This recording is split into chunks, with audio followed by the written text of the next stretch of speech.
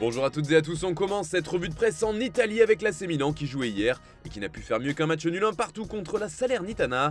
Le club lombard reste donc au pied du podium à la 4ème place malgré le but d'Olivier Giroud. C'est justement ce que met en avant la Gazzetta dello Sport ce mardi. Giroud et rien de plus, peut-on lire en couverture du journal au papier rose. Ce mauvais résultat milanais fait également les gros titres du Corriere dello Sport aujourd'hui. Milan ne dure pas trop longtemps, résume le média transalpin. Une période et puis c'est tout. Et pour finir avec l'Italie, un autre Français fait la une de Tuttosport, il s'agit de Paul Pogba. Et selon le journal italien, la Juve ne compte pas se débarrasser de lui. Paul a besoin d'être reconstruit, mais le club envisage de le récupérer, affirme Tuttosport. Certes, au sein du club turinois, la déception est grande après sa rechute et son absence qui devrait durer un mois, mais on ne parle pas de résiliation de contrat. Du côté de l'Espagne, encore un Français qui fait la une décidément. Cette fois, il s'agit de Karim Benzema qui fait la couverture du journal AS. Le magicien est de retour, se régale le quotidien, qui ajoute qu'il fait son retour dans le groupe juste avant le match face à Liverpool. En gros, KB9 revient pour ce qu'il aime le plus, les éliminatoires de la Champions League. L'année passée, il avait marqué 10 buts, rappelle le journal, rien que sur cette phase de match à élimination. Et cette saison, il en est déjà à 2 buts en une seule rencontre. Reste à savoir s'il réussira à garder le rythme. Toujours de l'autre côté des Pyrénées, mais à propos de l'affaire qui secoue l'Espagne, c'est bien sûr le cas Negreira. Après le communiqué officiel qui affirmait que la Casablanca se porterait partie civile devant la justice, les relations entre le Real Madrid et le FC Barcelone sont tendues. C'est ce qu'on vous expliquer notamment dans le JT d'hier. Haute tension titre sport. L'affaire fait également les gros titres de Marca qui résume aussi cela avec un titre parlant. Cocotte minute placarde le quotidien sur sa couverture. Il faut dire que le journal El Mundo a fait de nouvelles révélations sur le dossier. Le quotidien ibérique a publié des extraits de conversations privées entre anciens dirigeants du Barça. Nous avons payé en légitime défense, ont-ils déclaré, avant de confier avoir caché ces paiements au reste de leurs administrateurs et sur une bonne partie de leurs cadres pour les protéger. Mais ce qui arrive est encore pire pour le Barça.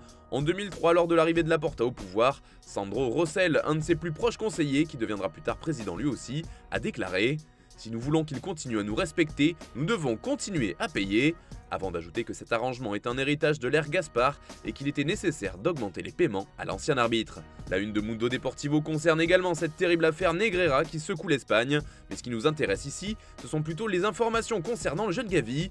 Il est dans de beaux draps, résume le quotidien. En effet, la justice espagnole a décidé d'annuler son dernier contrat avec le FC Barcelone en raison d'un vice de procédure. La manœuvre qui avait permis de le signer au sein de l'équipe 1 a donc été suspendue puisque le Barça avait déposé une réclamation hors délai. En gros, Gavi pourra continuer de jouer pour le club catalan, mais ne pourra pas garder son numéro. Au niveau contractuel, en revanche, ce sera peut-être plus compliqué puisque les Blaugrana devront justifier son salaire sur l'année en cours et les 2 années suivantes pour pouvoir l'enregistrer comme un nouveau joueur. Autre point important, sa clause libératoire d'1 milliard d'euros passerait maintenant à 0 €. Une aubaine pour certains clubs qui pourraient se laisser tenter selon The Times. Aux dernières nouvelles, Liverpool et Manchester City seraient intéressés d'après le journal. On file en Angleterre justement du côté de Manchester City qui joue ce soir en Ligue des Champions contre Leipzig. Après un match aller qui s'est terminé sans vainqueur un partout, les Sky Blues ont la pression et doivent gagner. Mais ce qui fait les gros titres outre-Manche, ce sont les mots forts de Pep Guardiola à Kevin De Bruyne. Ce que j'aimerais, et j'en ai parlé à de nombreuses reprises avec lui, c'est aller vers des principes simples et bien les appliquer, a-t-il expliqué. Il a une incroyable habileté pour faire des passes décisives, pour marquer et voir des passes que personne d'autre ne voit. Mais je suis persuadé que ce sera encore mieux quand les choses simples seront effectuées, comme le fait de ne pas perdre le ballon, la mobilité, son incroyable capacité à être actif et en mouvement. Les choses simples, fais-les encore mieux. Un discours qui fait beaucoup de bruit en Angleterre et qui fait la une de nombreux journaux comme le Daily Express, mais aussi le Daily Mirror ou encore le Daily Star.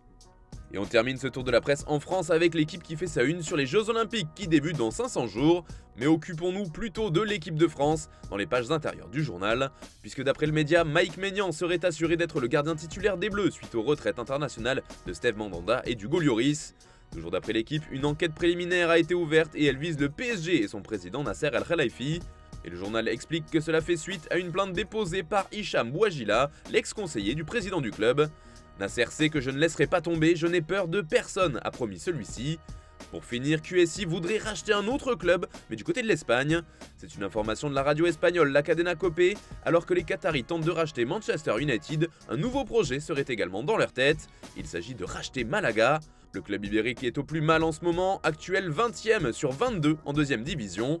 L'avantage, c'est que l'équipe ne coûterait pas bien cher puisque 9 millions d'euros suffiraient pour être l'actionnaire majoritaire du club. Affaire à suivre.